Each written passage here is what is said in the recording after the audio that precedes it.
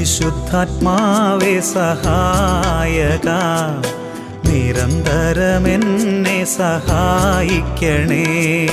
പരിശുദ്ധാത്മാവേ സഹായക, നിരന്തരമെന്നെ സഹായിക്കണേ. നിത്യവും കൂടെ വസിക്കുന്നോനേ, അഭിഷേകത്തിനഗ്നി നിറച്ചിടണേ.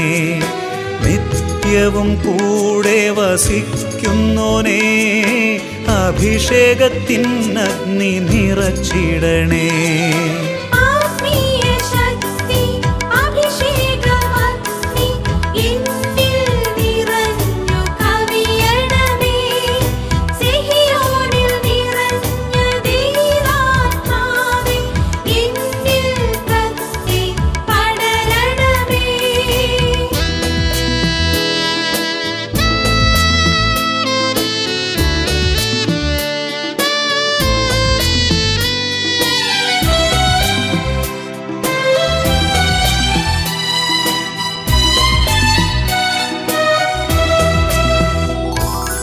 എന്നുള്ളിൽ നിറയുന്ന ദൈവിക ശക്തി ലൗകിക ശക്തിയെ തകർത്തിടുന്നു.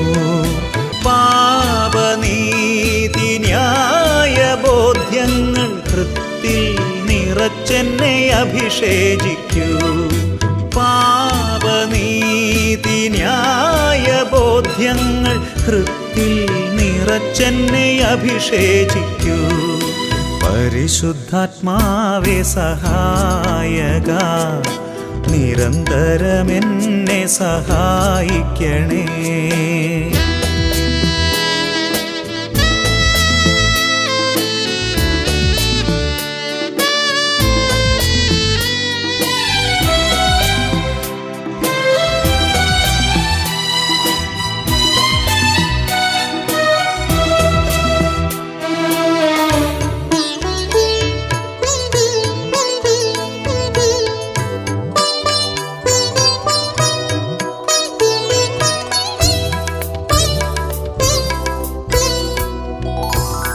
വചനം പഠിക്കുവാൻ കൃപ ചൊരിയണമേ, അനുസ്മരിച്ചിടാനും വരമരുളൂ. ദൈവപുത്രനു സാക്ഷ്യമേകാൻ അഭിഷേക അഗ്നിയെ ജ്വലിപ്പിച്ചിടൂ.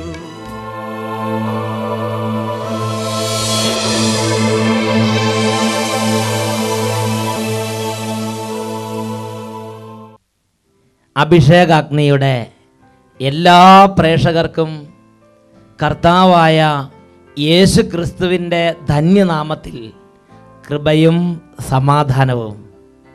Praise the Lord. ഇന്ന് നമ്മൾ ചിന്തിക്കുന്ന വിഷയം സത്യത്തിന് സാക്ഷ്യം വഹിക്കുക എന്നതിനെക്കുറിച്ചാണ്. ആമോസ് പ്രവാചകന്റെ പുസ്തകത്തിൽ 5-ാം അധ്യായം 24-ാം തിരുലിഖിതം, നീതി ജലം പോലെ ഒഴുകട്ടെ, സത്യം ഒരിക്കലും വറ്റാത്ത നീർച്ചാല് പോലെയും. ഹല്ലേലൂയ. പ്രിയപ്പെട്ട ദൈവമക്കളെ, ജീവിതത്തിൻ്റെ ഒരുപാട് തിരക്കുകളുടെ ഇടയിൽ നിന്ന്, ജീവിതത്തിൻ്റെ ഒരുപാട് വ്യഗ്രതയുടെ ഇടയിൽ നിന്ന് ഇതാ ദൈവമായ കർത്താവ് എന്നെയും നിങ്ങളെയും ഈ മണിക്കൂറിൽ നിത്യരക്ഷയുടെ ദിവ്യ സ്പർശനങ്ങൾ നൽകുന്നതിന് വേണ്ടി ഇതാ ഒരുമിച്ച് കൂട്ടിയിരിക്കുകയാണ്. ഈ നിമിഷങ്ങളിൽ ഞാനും നിങ്ങൾ ഹൃദയം തുറക്കുമെങ്കിൽ, ഈ നിമിഷങ്ങളിൽ ഞാനും നിങ്ങളും ഹൃദയം തുറന്ന് നെടുവീർപ്പോടെ പ്രാർത്ഥിക്കുമെങ്കിൽ, യേശു ക്രിസ്തുവിന്റെ നാമത്തിൻ്റെ അത്യത്ഭുത ശക്തി എൻ്റെയും നിങ്ങളുടെയും ഓരോരുത്തരുടെ മേലും അത്ഭുതകരമായി പ്രവഹിക്കും. ഒരു നാൾ ഒരു വ്യക്തി അഭിഷേകാഗ്നി പ്രോഗ്രാമിൻ്റെ സമയത്ത് പ്രാർത്ഥിച്ചു പറഞ്ഞ അനുഭവം എഴുതിയിരിക്കുന്ന നിങ്ങളുടെ ശ്രദ്ധയിലേക്ക് കൊണ്ടുവരാം. വെറ്റിലപ്പാറയിൽ നിന്ന് ഷിനു സാക്ഷ്യപ്പെടുത്തുന്നു. എൻ്റെ പേര് ഷിനു, ഞങ്ങൾ സ്ഥിരമായി അഭിഷേകാഗ്നി പ്രോഗ്രാം കാണുന്നവരാണ്. എൻ്റെ ചേട്ടായി ഷിബു 12 വർഷമായി ശ്വാസമുട്ടലിൻ്റെ രോഗത്തിൻ്റെ പിടിയിലായിരുന്നു. 2007 ഡിസംബർ മാസത്തിലെ അഭിഷേകാഗ്നിയിൽ ചേട്ടായിയുടെ ശ്വാസമുട്ടലിനെ സമർപ്പിച്ച് ഞങ്ങൾ എല്ലാവരും കരഞ്ഞ് പ്രാർത്ഥിച്ചു. അതിൻ്റെ ഫലമായി ചേട്ടായിയുടെ ശ്വാസമുട്ടൽ ഈശോ അത്ഭുതകരമായി എടുത്തു മാറ്റി. പിന്നീട് ഇന്ന് വരെ എൻ്റെ ചേട്ടായിക്ക് ശ്വാസമുട്ടലിൻ്റെ രോഗം ഉണ്ടായിട്ടില്ല. ഇത്രയും വലിയ സൗഖ്യം തന്ന യേശു ക്രിസ്തുവിന് ഞങ്ങൾ നന്ദിയും മഹത്വം അർപ്പിക്കുന്നു. ഷിനു കുര്യൻ, വെറ്റിലപ്പാറ PO, മലപ്പുറം ജില്ല. ഹല്ലേലൂയ. എല്ലാ കണ്ണുനീരും, എല്ലാ വിഷമങ്ങളും, എല്ലാ വേദനകളും ഇപ്പോൾ കർത്താവിങ്കിലേക്ക് നമുക്ക് ഉയർത്താം. 25-ാം സങ്കീർത്തനത്തിൽ 1 മുതൽ തിരുലിഖിതങ്ങൾ, ഹൃദയം കർത്താവിങ്കിലേക്ക് ഇതാ ഞാൻ ഉയർത്തുന്നു. ഓ ദൈവമേ, ഈ നിമിഷങ്ങൾ അങ്ങയുടെ നാമത്തിൽ ഞങ്ങൾ പ്രാർത്ഥിക്കുമ്പോൾ എല്ലാ കണ്ണുനീരും, എല്ലാ വേദനകളും, എല്ലാ മനോവിഷമങ്ങളും, സങ്കടങ്ങളും ഇതാ ഞങ്ങളുടെ സന്നിധിയിലേക്ക് സമർപ്പിച്ച് പ്രാർത്ഥിക്കുന്നു. ഹാലലുയ, ഹാലലുയ, ഹാലലുയ. ഓ ദൈവത്തിൻ്റെ ആത്മാവേ, ഓ വിടുതലിൻ്റെ ആത്മാവേ, ഓ ചങ്ങലകൾ മുറിക്കുന്ന പരിശുദ്ധാത്മാവേ, കല്ലറ പിളർക്കുന്ന ആത്മാവേ, അത്ഭുത ശക്തിയുടെ ആത്മാവേ, ഉയർപ്പിക്കുന്ന ആത്മാവേ, രക്ഷയിലേക്ക് നയിക്കുന്ന ആത്മാവേ, ഇപ്പോൾ വ്യാപരിക്കണമേ. കരങ്ങൾ ഉയർത്തി, സ്വരമുയർത്തി എല്ലാവരും പ്രാർത്ഥിക്കുന്നു. പരിശുദ്ധാത്മാവേ, പരിശുദ്ധാത്മാവേ, ഞങ്ങളിൽ നിറയണമേ, നിറയണമേ. പരിശുദ്ധാത്മാവേ, കവിയണമേ, സ്വർഗ്ഗത്തിന്റെ ആത്മാവേ, കവിഞ്ഞൊഴുകണമേ.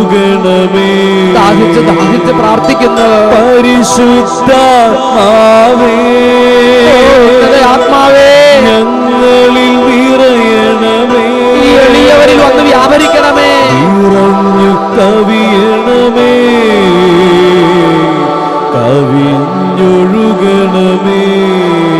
വചനം കേൾക്കുമ്പോൾ ഒരു അഭിഷേകം ലഭിക്കാത്തവർ, അവിശ്വാസ പീഡയാൽ ബന്ധിക്കപ്പെട്ട് കിടക്കുന്നവർ, നിത്യരക്ഷയുടെ വാതിൽ അടഞ്ഞ അവസ്ഥയുള്ളവർ, ഹൃദയം കരിങ്കല്ല് പോലെ ആയി തീർന്നവർ, ഒരു മരവിപ്പും മന്ദതയും വർഷങ്ങളായി ഗ്രസിച്ച് കിടക്കുന്നവർ എല്ലാവരും ഇപ്പോൾ പ്രാർത്ഥിക്കട്ടെ. ഹാലലുയ, ഹാലലുയ, ഹാലലുയ. ഓ കർത്താവായ യേശുവേ, അവിടുന്ന് ദിവ്യ സ്പർശനങ്ങളാൽ ഇപ്പോൾ കെട്ടുകൾ അഴിക്കണമേ.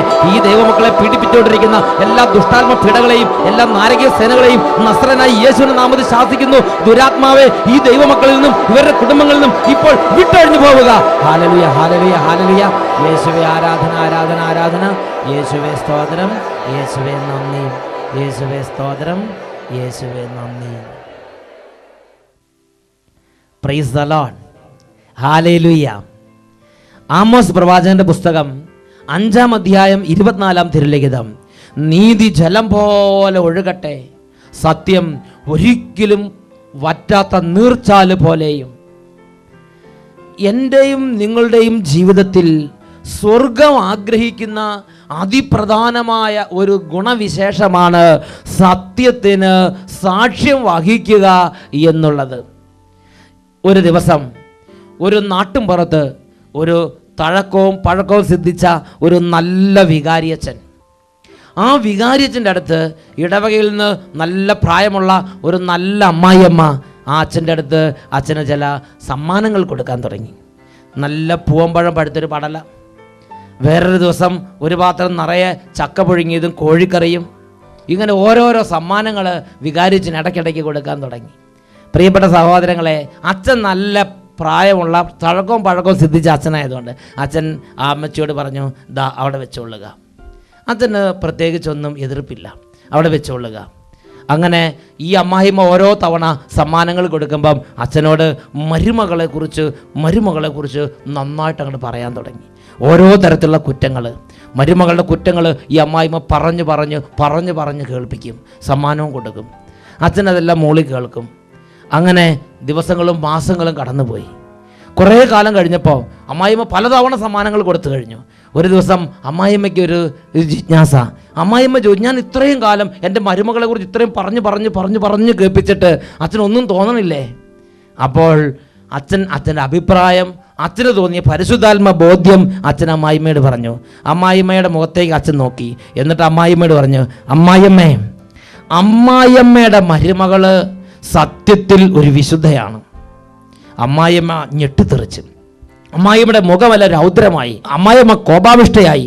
അമ്മായിയമ്മ ചോദിച്ചു, ഇത്രയും ഞാൻ പറഞ്ഞിട്ടും അച്ഛനൊന്നും മനസ്സിലായില്ലേ? അപ്പോൾ വികാരിയച്ഛൻ പറഞ്ഞു, അമ്മായിയമ്മേ, ഞാൻ വന്ന അന്ന് തൊട്ട് ഞാൻ കേൾക്കണതാണ് ഈ മരുമകളുടെ കുറിച്ചുള്ള വിശേഷങ്ങൾ അമ്മായിമ്മയുടെ കയ്യിൽ നിന്ന്. എന്നാൽ ഇന്ന് വരെ ആ മരുമകൾ വന്നിട്ട് ഒരു വാക്ക് കൊണ്ട് പോലും, ഒരു സെക്കൻഡ് പോലും ഈ അമ്മായിയമ്മയ്ക്കെതിരായിട്ട് ഒരു വാക്ക് പറഞ്ഞിട്ടില്ല. ആ മരുമകൾ ഈ അമ്മായിയമ്മയുടെ അടുത്ത് ഇതെല്ലാം സഹിച്ചു നിന്നിട്ടും ഒരിക്കൽ പോലും ഒരു വിരോധ വാക്ക് പറഞ്ഞ് ഞാൻ കേട്ടിട്ടില്ല. ആ മരുമകൾ സത്യത്തിൽ ഒരു വിശുദ്ധ തന്നെയാണ്. ഇത് കേട്ടപാടെ അമ്മായിയമ്മ അവിടെ നിന്ന് എഴുന്നേറ്റ് ആ ചോറ്റുപാത്രം എടുത്ത് ഒരു പോക്ക് പോയി. ആ അമ്മായിമ്മ പറഞ്ഞു, ഇനി ചക്കയില്ല, ഇനി പഴമില്ല, ഇനി ഞാൻ അച്ഛൻ പോകുന്നിടത്തോളം പള്ളിയിലും വരണില്ല. പ്രിയപ്പെട്ട സഹോദരങ്ങളെ നോക്കുക, ഇതാണ് ലോകത്തിൻ്റെ സ്നേഹം. ഇതാണ് ലോകത്തിൻ്റെ സ്നേഹം. ഇതിൻ്റെ പേരാണ് ജഡിക സ്നേഹം. പാരിതോഷികങ്ങൾ കൊടുക്കുക, പക്ഷത്താക്കുക. എന്നാൽ ആ വികാരിയച്ഛൻ ചെയ്ത പ്രവൃത്തി നിങ്ങളൊന്ന് ശ്രദ്ധിച്ചു നോക്കുക.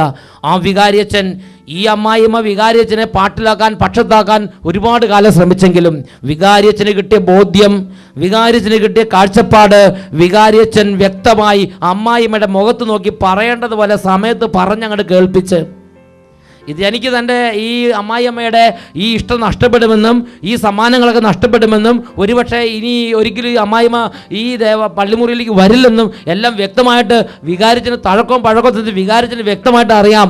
എങ്കിലും ശരി, ആ വികാരിച്ചൻ ഈ കപ്പച്ച സമ്മാനത്തിന് വേണ്ടി തനിക്ക് കിട്ടിയ ബോധ്യം പറയുന്നതിൽ നിന്ന് പിന്നോട്ട് പോയില്ല. തൻ്റെ ഉള്ളിലുള്ള പരിശുദ്ധാത്മാവ് നൽകിയ വ്യക്തമായ ബോധ്യം ആ അമ്മായിയുടെ മുഖത്ത് നോക്കി അങ്ങോട്ട് പറഞ്ഞു. ചെറുതും വലുതുമായ സാഹചര്യങ്ങളിൽ എനിക്കും നിങ്ങൾക്കുള്ള ദൗത്യമാണ് സത്യത്തിന് സാക്ഷ്യം വഹിക്കുക. മറ്റൊരു സംഭവം നിങ്ങളുടെ ശ്രദ്ധയിലേക്ക് ഞാൻ കൊണ്ടുവരാം. ഇംഗ്ലണ്ടിൽ 1500-ാം ആണ്ടിൽ 15-ാം നൂറ്റാണ്ടിൽ നടന്ന സംഭവമാണ്. ഹെൻറി 8-ാമൻ രാജാവ് ഇംഗ്ലണ്ട് മുഴുവൻ ഭരിച്ചു വരുന്ന കാലഘട്ടം. ഹെൻറി 8-ാമൻ രാജാവിൻ്റെ ആ കാലഘട്ടത്തിൽ ലൂതറും കൂട്ടരും സഭയ്ക്കെതിരെ വലിയ പോരാട്ടങ്ങൾ ആരംഭിച്ചു. ആ കാലഘട്ടത്തിൽ ഹെൻറി 8-ാമൻ രാജാവ് മാർപ്പാപ്പയെ പ്രകീർത്തിച്ച് ഒരുപാട് കാര്യങ്ങൾ എഴുതി, ഒരുപാട് കാര്യങ്ങൾ പറഞ്ഞു, മാർപ്പാപ്പയെ സപ്പോർട്ട് ചെയ്തു. മാർപ്പാപ്പയുടെ വിശ്വസ്ത മിത്രമായി നിന്നുകൊണ്ട് വിശ്വാസികളെ സഭയോട് ചേർത്ത് നിർത്താൻ വേണ്ടി ഒരുപാട് കഷ്ടപ്പെട്ട വ്യക്തിയാണ് ഹെൻറി 8-ാമൻ രാജാവ്. ഈ ഹെൻറി 8-ാമൻ്റെ ഈ വളരെ വലിയ പ്രവർത്തനങ്ങൾ കണ്ടപ്പോൾ മാർപ്പാപ്പ അദ്ദേഹത്തിന് ഡിഫൻഡർ ഓഫ് ഫെയ്ത്ത് എന്ന സ്ഥാനം പോലും കൊടുക്കുകയുണ്ടായി. വിശ്വാസത്തിൻ്റെ സംരക്ഷകൻ എന്നാണ് എൻ്റെ പേര്, ഡിഫൻഡർ ഓഫ് ഫെയ്ത്ത്. ഒരു കാലത്ത് അത്രയും തീക്ഷ്ണതയോടെ സഭയുടെ മാർപ്പാപ്പയ്ക്ക് വേണ്ടി പ്രവർത്തിക്കുകയും മാർപ്പാപ്പയെ പ്രകീർത്തിക്കുകയും ചെയ്ത വ്യക്തിയാണ് ഹെൻറി 8-ാമൻ രാജാവ്. അങ്ങനെ ഇരിക്കുമ്പോഴാണ് ഹെൻറി 8-ാമൻ രാജാവിന് കൊട്ടാരത്തിലുള്ള ഒരു തോഴിയുമായി, അവിടെയുള്ള ഒരു ലേഡിയുമായി വളരെ അടുത്ത ബന്ധം, പ്രേമബന്ധം. അങ്ങനെ കാമുകന്മാരായി തീർന്ന് ഇവർ വിവാഹിതരാകാൻ തീരുമാനിച്ച് മാർപ്പാപ്പയുടെ അടുത്ത് റിക്വസ്റ്റ് വെച്ച്. അപ്പോൾ മാർപ്പാപ്പ അവിടെ പറയേണ്ട കാര്യങ്ങൾ വ്യക്തമായി പറയുന്നതിന് യാതൊരു മടിയും കാണിക്കാതെ സന്തോഷത്തോടെ വ്യക്തമായി പറഞ്ഞു. മാർപ്പാപ്പ പറഞ്ഞു, ഹെൻറി 8-ാമൻ രാജാവ് ഇതുവരെ വിവാഹിതനല്ലെങ്കിൽ വിവാഹിതനാകാനുള്ള സമ്മതം സസന്തോഷം ഞാനിതാ തരുന്നു. ഇത്രയും കാലം തൻ്റെ പാർശ്വവർത്തി നിന്ന വ്യക്തിയാണല്ലോ, ഇത്രയും കാലം തന്നെ ഒരുപാട് പ്രകീർത്തിച്ച വ്യക്തിയാണല്ലോ, എൻ്റെ നന്മകളെല്ലാം പ്രകീർത്തിക്കുന്ന വ്യക്തിയാണല്ലോ, എൻ്റെ വിശ്വസ്ത മിത്രമാണല്ലോ എന്നൊന്നും മാർപ്പാപ്പയോട് ചിന്തിച്ചില്ല. സത്യത്തിന് സാക്ഷ്യം വഹിക്കേണ്ട സമയം വന്നപ്പോൾ ദൈവവചനത്തിൻ്റെ വെളിച്ചത്തിൽ ദൈവവചനപ്രകാരം ജനത്തെ നയിക്കാൻ ദൈവവചനപ്രകാരമുള്ള വഴികൾ പ്രഖ്യാപിക്കേണ്ട സമയത്ത് യാതൊരു മയവും കൂടെ വ്യക്തമായി സത്യത്തിന് സാക്ഷ്യം വഹിച്ച മാർപ്പാപ്പ. ആ കാലഘട്ടത്തിൽ അവിടെ മറ്റൊരു കഥാപാത്രത്തെ ചരിത്രത്തിൽ നമ്മൾ കാണുന്നുണ്ട്. അദ്ദേഹത്തിൻ്റെ പേരാണ് കാർഡിനൽ വുൾസി. ഇംഗ്ലണ്ടിൽ ഹെൻറി 8-ാമൻ രാജാവ് പരമോന്നത സ്ഥാനത്തേക്ക് പ്രതിഷ്ഠിച്ചൊരു വ്യക്തിയാണ് കാർഡിനൽ വുൾസി. അദ്ദേഹം ഇതിനിടയിൽ കിടന്നൊരു കളി കളിക്കുന്നത് നമ്മൾ കാണുന്നുണ്ട്.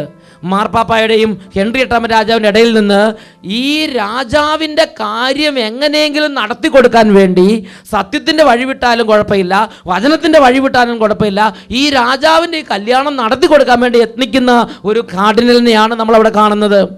എന്നാൽ മാർപ്പാപ്പ സ്റ്റേണായി നിന്നു. മാർപ്പാപ്പ ഈ കാര്യത്തിൽ ഒട്ടും വിട്ടുവീഴ്ചയ്ക്ക് തയ്യാറായില്ല. വുൾസിയുടെ പരിശ്രമങ്ങൾ ഒന്നൊന്നായി പരാജയപ്പെട്ടു. അപ്പോൾ വുൾസി രാജാവിൻ്റെ കോപത്തിന് ഇരയായി. വുൾസി കാർഡിനലിനെ കൊണ്ട് തൻ്റെ കാര്യം നടപ്പാകില്ല എന്ന് രാജാവ് വ്യക്തമായി മനസ്സിലായപ്പോൾ രാജാവിൻ്റെ കോപത്തിന് വുൾസി ഇരയായി.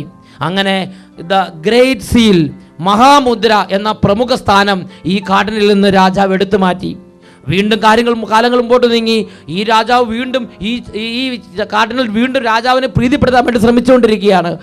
മാർപ്പാപ്പ വ്യക്തമായ നിലപാടുകൾ എടുക്കുമ്പോൾ അതൊന്നും സാരമില്ല, എങ്ങനെയെങ്കിലും രാജാവിൻ്റെ കാര്യം എങ്ങനെയെങ്കിലും നടപ്പാക്കി കൊടുക്കണം എന്ന ഒറ്റ വിചാരത്തോടെ കിണഞ്ഞ് പരിശ്രമിക്കുന്ന വുൾസിയെ വീണ്ടും നമ്മൾ കാണുകയാണ്. എന്നാൽ ഏറെ താമസിക്കുന്നതിന് മുമ്പ് അദ്ദേഹം രാജകോപത്തിന് വീണ്ടും പാത്രമായി. അദ്ദേഹത്തിൻ്റെ മേൽ രാജ്യദ്രോഹ കുറ്റം ആരോപിച്ചു. രാജ്യദ്രോഹിയായി അദ്ദേഹത്തെ പ്രഖ്യാപിച്ചു. അദ്ദേഹത്തെ വിചാരണയ്ക്കായി കോടതിയിലേക്ക് കൊണ്ടുവരികയാണ്. വാർദ്ധക്യത്തിൽ എത്തിയ ക്ഷീണിതനും വൃദ്ധനുമായി തീർന്ന ഈ കാർഡിനൽ വുൾസി ഈ വിചാരണയ്ക്കായി പോരുന്ന മധ്യേ അദ്ദേഹം മാർഗമധ്യേ ക്ഷീണിതനും രോഗിയും പ്രതികൂല കാലാവസ്ഥയിൽ തകർന്നവനുമായ അദ്ദേഹം മാർഗമധ്യേ മരിക്കുന്ന രംഗമാണ് ചരിത്രത്തിൽ നമ്മൾ കാണുന്നത്. കാർഡിനൽ വൂൾസി മരിക്കുമ്പോൾ അദ്ദേഹം പറയുന്ന അദ്ദേഹത്തിൻ്റെ അന്തിമ വചനങ്ങൾ പ്രധാനപ്പെട്ടതാണ്. അദ്ദേഹം പറയുന്നത് ഇങ്ങനെയാണ്: എൻ്റെ ഈ ലോകത്തിലെ രാജാവിനെ സേവിക്കുന്നതിന് ഞാൻ പ്രദർശിപ്പിച്ചിടത്തോളം വിശ്വസ്തത എൻ്റെ ദൈവത്തെ സേവിക്കുന്നതിൽ പ്രകാശിപ്പിച്ചിരുന്നെങ്കിൽ അവിടുന്ന് എന്നെ ഈ വാർദ്ധക്യ കാലത്ത് ഈ വിധം പരിത്യജിക്കുകയില്ലായിരുന്നു. എന്നാൽ ദൈവ ശുശ്രൂഷ നിസാരമാക്കി രാജസേവയിൽ ദത്തശ്രദ്ധനായ എനിക്ക് ഈ അവസ്ഥ, ഈ പ്രതിഫലം അർഹിക്കുന്നത് തന്നെ. ഈ വാക്ക് പറഞ്ഞ് അദ്ദേഹത്തിന് അന്തിമമായി ഈ വാക്കുകളൊക്കെ ഉരുവിട്ട് അദ്ദേഹം ഈ ലോകത്തിൽ നിന്ന് വേർപെട്ടു പോയി. പ്രിയപ്പെട്ട സഹോദരങ്ങളെ, അതാണ് ജ്ഞാനത്തിൻ്റെ പുസ്തകത്തിൽ 5-ാം അധ്യായത്തിൽ 14-ാമത്തെ തിരുലേഖനം നമ്മൾ വായിക്കുന്നത്. അധർമ്മിയുടെ പ്രത്യാശ കാറ്റിൽപ്പെട്ട പതിര് പോലെയും കൊടുങ്കാറ്റടിച്ച് പറത്തിയ പൊടിപഞ്ഞു പോലെയുമാകുന്നു. കാറ്റിൻ്റെ മുമ്പിൽ അത് പുക പോലെ ചിന്നിച്ചിതറിപ്പോകും. കൊടുങ്കാറ്റിൻ്റെ മുമ്പിൽ പുകച്ചുരുൾ ചിന്നിച്ചെതറിപ്പോകുന്നത് പോലെ, മഴയ്ക്ക് മുമ്പ് വന്ന് ഭീകരക്കാറ്റുകൾ മുമ്പിൽ ചെമ്മൺ പാതയിൽ നിന്ന് പൊടിപടലങ്ങൾ പാറിപ്പറന്ന് ചിന്ന ഭിന്നമായി പോകുന്നത് പോലെ കർത്താവിൻ്റെ വചനം പഠിപ്പിക്കുകയാണ്. അധർമ്മിയുടെ പ്രത്യാശ കൊടുങ്കാറ്റിൽപ്പെട്ട പതിര് പോലെയും കാറ്റിൽ പറത്തിയടിക്കുന്ന പൊടിമഞ്ഞ് പോലെയുമാകുന്നു. ഹല്ലേലൂയ, ഹല്ലേലൂയ. യേശുവേ സ്തോത്രം, യേശുവേ നന്ദി. അതുകൊണ്ട് പ്രഭാഷകന്റെ പുസ്തകത്തിൽ 4-ാം അധ്യായം 28-ാം വാക്യത്തിൽ ദൈവത്തിൻ്റെ വചനം വ്യക്തമായി പഠിപ്പിക്കുകയാണ്. പ്രഭാഷകൻ 4:28, മരിക്കേണ്ടി വന്നാലും നീ സത്യം വെടിയരുത്, മരിക്കേണ്ടി വന്നാലും നീ സത്യം വെടിയരുത്. ഇംഗ്ലണ്ടിൽ തന്നെ മറ്റൊരു ചിത്രം നമുക്ക് കാണാൻ സാധിക്കും. തോമസ് മൂറിൻ്റെ ചരിത്രം. ഇംഗ്ലണ്ടിലെ ചാൻസലർ ആയിരുന്നു തോമസ് മൂർ. ഈ തോമസ് മൂർ ഒരു അൽമായ സഹോദരനായിരുന്നു. എന്നാൽ അദ്ദേഹത്തോട് രാജാവ് ഈ വിധം പെരുമാറി. തൻ്റെ പാർശ്വവർത്തിയിൽ നിന്ന് തൻ്റെ ഈ കാര്യം നടപ്പാക്കാൻ വേണ്ടി, തൻ്റെ ഈ കാര്യം സത്യത്തിന് വിരുദ്ധമാണെങ്കിലും ഈ കാര്യം നടപ്പാക്കാൻ വേണ്ടി തോമസ് മൂറിനെ നിർബന്ധിച്ചു. എന്നാൽ തോമസ് മൂർ എന്ന് പറഞ്ഞ ആ നേതാവ്, ആ ചാൻസലർ പറഞ്ഞു, ഈ ലോകത്തിലെ രാജാവിനേക്കാൾ സ്വർഗത്തിലെ രാജാവിനെ ഞാൻ ബഹുമാനിക്കുന്നു, സ്നേഹിക്കുന്നു. രാജാവേ, ഈ അസത്യത്തിന്, ഈ തിന്മയ്ക്ക്, ഈ വഴിവട്ട, ഈ നെറികെട്ട നടപ്പിന് ഞാൻ കൂട്ടുനിൽക്കില്ല എന്ന് പറഞ്ഞു. ലണ്ടൻ ടവറിൽ തോമസ് മൂറിന്റെ ശിരസ് വെട്ടി അദ്ദേഹം തൂക്കിക്കൊലയ്ക്ക് വിധിക്കപ്പെട്ട് അദ്ദേഹത്തിന്റെ ജീവൻ അറ്റുപോയി. പ്രിയപ്പെട്ട സഹോദരങ്ങളെ, മരിക്കേണ്ടി വന്നാലും ശരി, എൻ്റെ കർത്താവിൻ്റെ വചനത്തിൽ നിന്നും, എൻ്റെ കർത്താവിൻ്റെ ആത്മാവ് വെളിപ്പെടുത്തിയ സത്യത്തിൽ നിന്നും ഞാൻ വ്യതിചലിക്കില്ലെന്ന് നിർബന്ധ ബുദ്ധിയോടെ ഉറച്ചു നിന്ന വ്യക്തിയാണ് സർ തോമസ് മൂർ, ഇംഗ്ലണ്ടിലെ ചാൻസലർ. ഒരേ രാജാവിൻ്റെ കാലത്തുള്ള 2 കഥാപാത്രങ്ങളെയാണ് ഇന്ന് പരിശുദ്ധാത്മാവ് നമ്മുടെ മുമ്പിൽ കൊണ്ടുവരുന്നത്.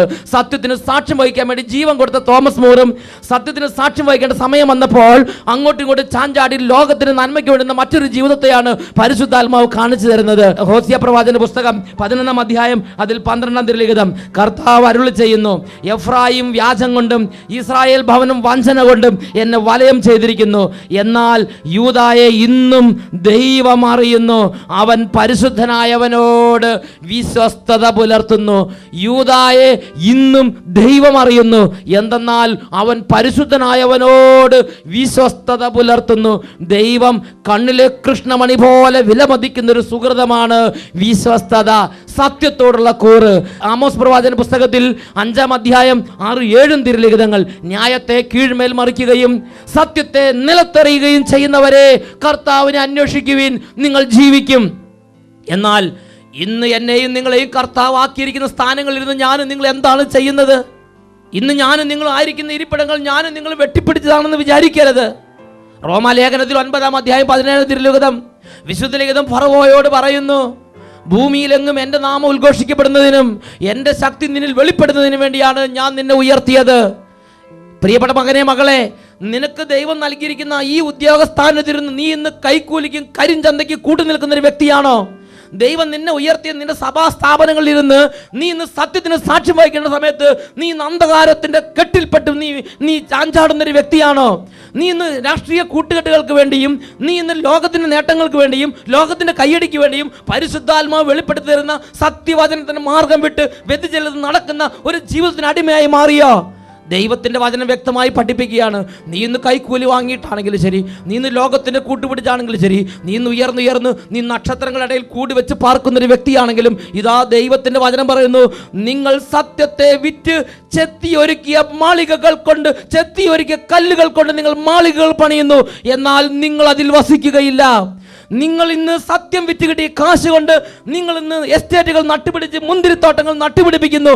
എന്നാൽ കർത്താവ് അരുളി ചെയ്യുന്നു, നിങ്ങൾ അതിൽ നിന്ന് വീഞ്ഞു കുടിക്കുകയില്ല. വീണ്ടും ദൈവത്തിന്റെ വചനം ആമോസ് പ്രവാചക പുസ്തകം 5-ാം അധ്യായം അതിൽ 12 മുതലുള്ള വാക്യങ്ങൾ ഇങ്ങനെ പഠിപ്പിക്കുന്നു. നിങ്ങളുടെ അതിക്രമങ്ങൾ എത്രയെന്നും നിങ്ങളുടെ പാപങ്ങൾ എത്ര ഗൗരവമേറിയതെന്നും ഞാൻ അറിയുന്നു. നഗര കവാടത്തെങ്കിലിരുന്ന് ന്യായം വിധിക്കുന്നവരെ നിങ്ങൾ ജുഗുപ്സയോടെ നോക്കുന്നു. സത്യം പറയുന്നവരെ നിങ്ങൾ ദ്വേഷിക്കുന്നു. ഈ നിമിഷങ്ങളിൽ നമുക്ക് പ്രാർത്ഥിക്കാം. ഓ ദൈവമേ, സത്യത്തിൻ്റെ വഴി വിട്ട് സത്യം വിറ്റ് ഈ ലോകത്തിൻ്റെ നേട്ടങ്ങൾക്ക് വേണ്ടി ഓടി ഞങ്ങളോട് കരുണ തോന്നണമേ. കരങ്ങൾ ഉയർത്തി എല്ലാ മക്കളും സ്തുതിക്കുന്നു. ഹല്ലേലൂയ, ഹല്ലേലൂയ, ഹല്ലേലൂയ. കഴിഞ്ഞ നാളുകളിൽ സത്യം വിട്ട് നടന്ന മാർഗ്ഗങ്ങളെ ഓർത്ത്, സത്യത്തിൻ്റെ വഴി വിട്ട് നടത്തിയ പ്രവൃത്തികളെ ഓർത്ത് ഇന്ന് ഞങ്ങൾ മാപ്പ് ചോദിക്കുന്നു. ഓ ദൈവമേ, ഇപ്പോൾ ഇടപെടണമേ എന്ന് പ്രാർത്ഥിക്കുന്നു.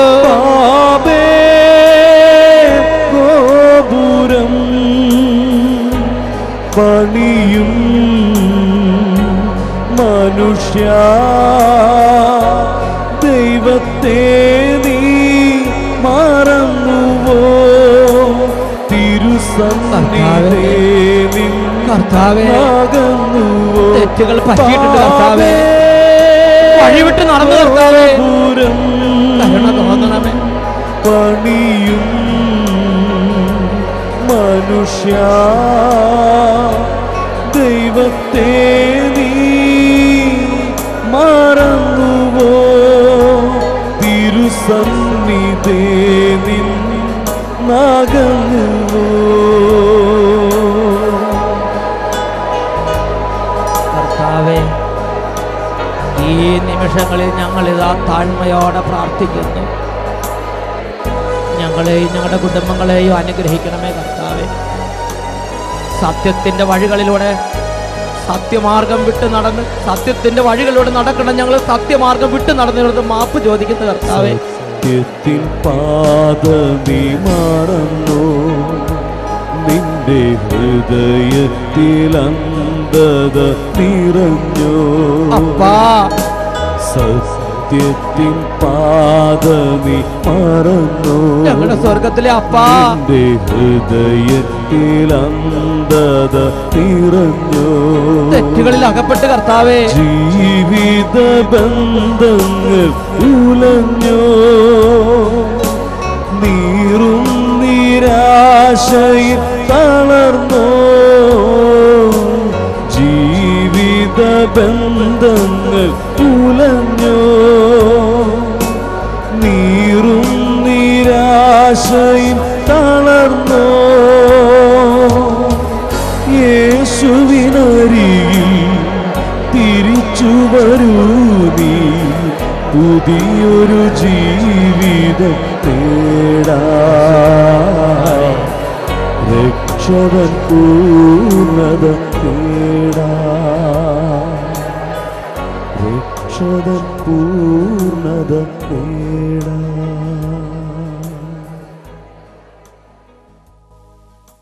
പ്രഭാഷകന്റെ പുസ്തകം 4-ാം അധ്യായം 28-ാം തിരുലിഖിതം. മരിക്കേണ്ടി വന്നാലും സത്യം വെടിയരുത്, കർത്താവ് നിനക്ക് വേണ്ടി പൊരുതിക്കൊള്ളും. Praise the Lord.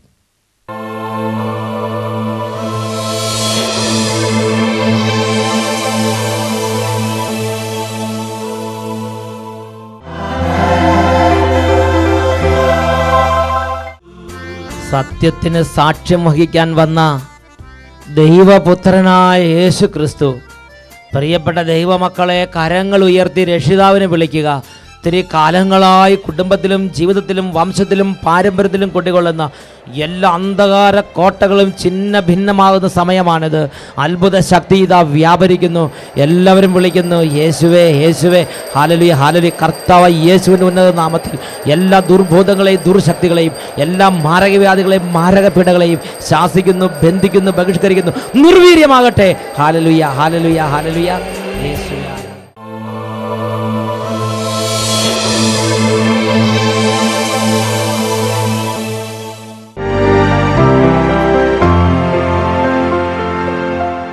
യേശുവേ നന്ദി, യേശുവേ സ്തോത്രം, യേശുവേ ആരാധന. എൻ്റെ പേര് റോസ്ലി ജോസഫ്, എൻ്റെ നാട് തൃശ്ശൂർ. ഞങ്ങൾ ഇടുക്കിയിലായിരിക്കുമ്പോൾ എനിക്ക് ഭയങ്കരമായിട്ട് നെഞ്ചിന് വേദനയും അസ്വസ്ഥതയും ശ്വസിക്കാനൊക്കെ ബുദ്ധിമുട്ട് വന്നു. അങ്ങനെ തൃശ്ശൂരിൽ വന്ന് ഡോക്ടറെ കണ്ടു. ഡോക്ടർ ടെസ്റ്റുകൾ ചെയ്ത് മരുന്നുകൾ നിറയെ എഴുതി തന്നു. ഇതുകൊണ്ട് കുറവില്ലെങ്കിൽ വേറെ ടെസ്റ്റ് ചെയ്യണമെന്ന് പറഞ്ഞു. ഞങ്ങൾ ഇടുക്കിയിലായിരുന്നുകൊണ്ട് ഞാൻ വെള്ളിയാഴ്ചയും ഞായറാഴ്ചയൊക്കെ അഭിഷേകാഗ്നി കാണുമായിരുന്നു. അങ്ങനെ വെള്ളിയാഴ്ച ഞാൻ ഈ മരുന്നെല്ലാം എടുത്ത് കൈ പിടിച്ചുകൊണ്ട് സഹ്യനാഥ, ഈ മരുന്നൊന്നും കഴിക്കാതെ തന്നെ എനിക്ക് സൗഖ്യം തരണേ എന്ന് പ്രാർത്ഥിച്ചു. കാരണം എനിക്ക് വേദനയുടെ മരുന്ന് കഴിച്ചു കഴിഞ്ഞാൽ നീര് വരികയും ശരീരത്തിന് അസ്വസ്ഥതയൊക്കെ ഉണ്ടായി ശ്വാസിക്കാൻ പറ്റാത്തൊരവസ്ഥ വരും. അതുകൊണ്ട് ഭയങ്കര പേടിയാണ് എനിക്ക് ഇംഗ്ലീഷ് മരുന്ന് കഴിക്കാനും. അങ്ങനെ ഞാൻ പറഞ്ഞ് പ്രാർത്ഥിച്ചു, ഇങ്ങനെ എനിക്ക് സൗഖ്യം തരുവാണെങ്കിൽ ഞാൻ സെഹ്യോൻ ധ്യാനകേന്ദ്രത്തിൽ വന്ന് ധ്യാനം കൂടിയിട്ട് നിന്നെ സാക്ഷ്യപ്പെടുത്താമെന്ന് പറഞ്ഞായിരുന്നു. എന്നെ സുഖപ്പെടുത്തിയ സെഹ്യോനാഥനോട് നന്ദി പറഞ്ഞുകൊണ്ട് പ്രൈസ് ദി ലോർഡ്. കുറച്ച് കാലമായിട്ട് ഈ അമ്മച്ചിക്ക് ഭയങ്കരമായിട്ടുള്ള നെഞ്ചിന് രോഗവും വേദനയും പീഡയൊക്കെ ആയിരുന്നു. ഒരുപാട് മരുന്ന് കഴിക്കണമെന്ന് ഡോക്ടർമാർ പറഞ്ഞു കൊടുത്തു. ആ മരുന്ന് കഴിക്കുമ്പം ഉള്ള പ്രശ്നം എന്ന് വെച്ചാലും ശരീരം അങ്ങനെ നീരൊന്ന് വീർക്കണ പോലത്തെ പ്രശ്നമായിരുന്നു. പക്ഷേ കർത്താവായ യേശു ക്രിസ്തുവിൻ്റെ അടുത്തിരുന്ന് പ്രാർത്ഥിച്ചു. നമ്മുടെ അഭിഷേകാഗ്നി പ്രോഗ്രാം കണ്ടപ്പം ആ മരുന്ന് വെച്ച് പ്രാർത്ഥിച്ചു, ഈശോട് പ്രാർത്ഥിച്ചു. അതിൻ്റെ ഫലമായിട്ട് ഈശോ മരുന്ന് കഴിക്കാതെ ഈ രോഗം കർത്താവ് മാറ്റിക്കൊടുത്തു. അങ്ങനെയാണ് ഈ സഹോദരി നേർച്ച നേർന്നിരുന്ന് ഇവിടെ ഒന്ന് പ്രാർത്ഥിക്കാൻ നന്ദി പറയാമെന്നും അങ്ങനെ നേർച്ച നേർന്ന് ഇവിടെ ഒന്ന് നന്ദി പറഞ്ഞ് ധ്യാനം കൂടുകയാണ്. പറഞ്ഞേ ഹല്ലേലൂയ. ഒരിക്കൽ കൂടി കൈകളടിച്ച് കർത്താവിനെ വിശ്വസിച്ച ദൈവത്തിന്റെ മഹത്വം കാണാം, പ്രാർത്ഥിക്കുമ്പോൾ ദൈവത്തിന്റെ പ്രവൃത്തി കാണാം, ആരാധിച്ച ദൈവത്തിന്റെ വീടുതൽ കാണാം, ആശ്രയിച്ച ദൈവത്തിന്റെ കരുതൽ കാണാം.